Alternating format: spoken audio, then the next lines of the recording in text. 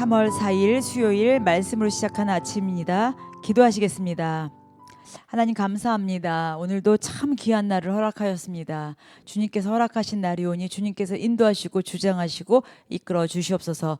모든 것을 주님께 온전히 신뢰하며 맡기오며 예수님의 이름으로 기도드립니다. 아멘. 자, 오늘은 로마서 1장 18절로부터 32절까지 말씀 같이 보시겠습니다.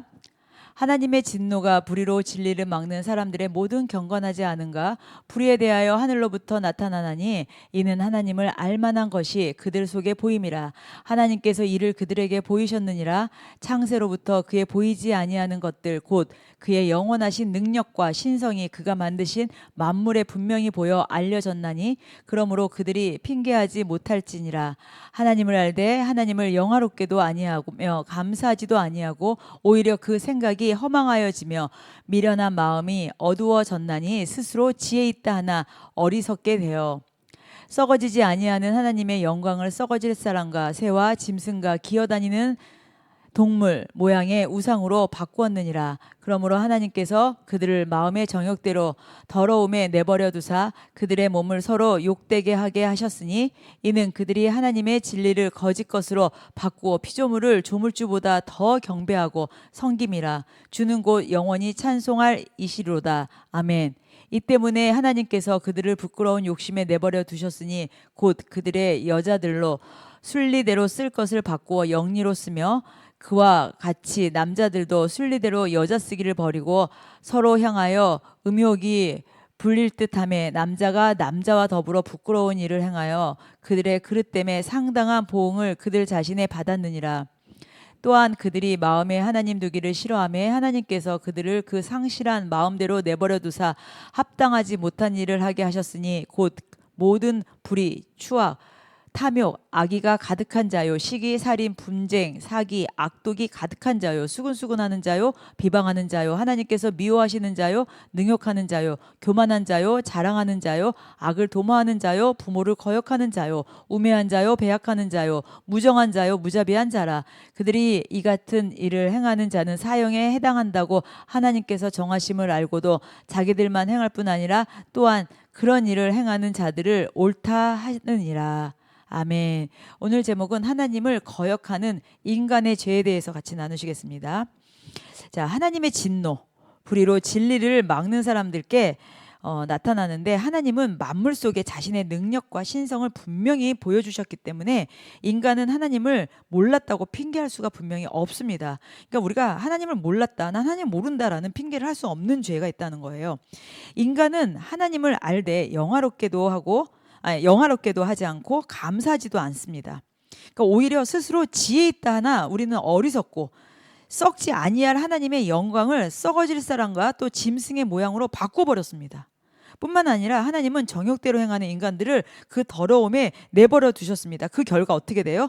순리를 영리로 바꾸는 동성애와 온갖 불의, 추악, 탐욕, 악의가 가득하게 되었다는 것이죠. 그래서 이들은 이런 일을 행하는 자가 사형에 해당함을 알고도 자기들만 행할 뿐 아니라 그런 일을 행하는 자들을 옳다 했다는 것입니다.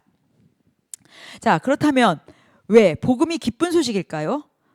복음을 기쁜 소식이라 합니다. 기쁘게 들리려면 먼저 우리가 처한 절망적인 상황을 깨달아야 합니다. 오늘 본문 말씀은요, 하나님의 진노 아래 놓인 인류의 참혹한 실상을 고발하는 것인데요, 이 어둠을 직시할 때 비로소 우리는 예수 그리스도라는 빛의 소중함을 알게 되는 거예요.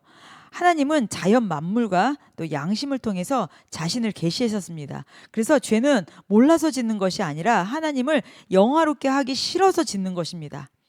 그러니까 우리 삶 속에서 내가 당연하게 누리는 것들에 대해서 하나님께 감사하고 있는지 항상 우리가 하나님을 의식해야 되겠죠. 뿐만 아니라 인간은 하나님을 버리고 그 자리에 우상을 세웠습니다. 또 현대의 우상은 꼭 불상 이런 것이 아니라 형상 이런 것이 아니더라도 돈, 명예, 자녀 또 혹은 자기 자신이 우리의 우상이 될 수도 있습니다. 그래서 하나님의 영광보다 내 만족, 내 정욕 이런 거에 더 가치를 두고 있다면은 우리는 우상을 섬기고 있는 것이죠. 그런데요, 여기 심판의 시작으로 이제 26절에서 32절을 볼 수 있습니다. 오늘 본문에서 가장 무서운 표현은요, 하나님께서 그들을 내버려 두셨다라는 것입니다. 죄를 지어도 아무런 간섭이 없고 마음대로 살게 두는 것은 가장 큰 저주입니다.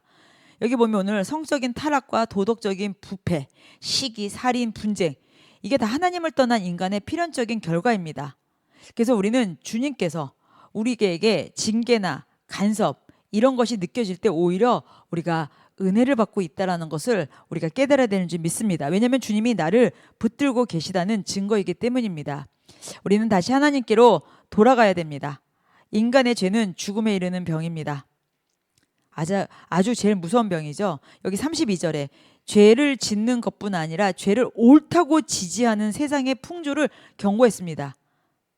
자, 이 짙은 죄의 어둠에서 우리를 건져낼 유일한 길은 다시 우리가 하나님께로 돌아가는 것입니다. 하나님께로, 여호와께로, 예수 그리스도께로 우리가 돌아가는 것입니다.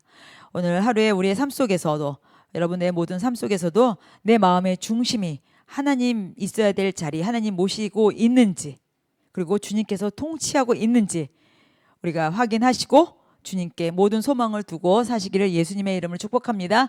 기도하시겠습니다. 참 좋으신 하나님 감사합니다. 내가 하나님 둬야 되는 자리에, 하나님 자리에 나 자신을, 돈이나 명예를, 나의 이름을 놓았었던 것을 회개합니다. 다시 하나님 있어야 될 그 자리에 주님 이 자리에 좌정하사 앉아주시옵소서. 내가 여호와께로 돌아갑니다. 다시 붙잡고 나를 일으키시고 함께하여 주시옵소서. 오늘도 주님께 맡겼고 나가오니 모든 동행하시는 가운데 주님의 인도하심을 깨닫게 하여 주시옵소서.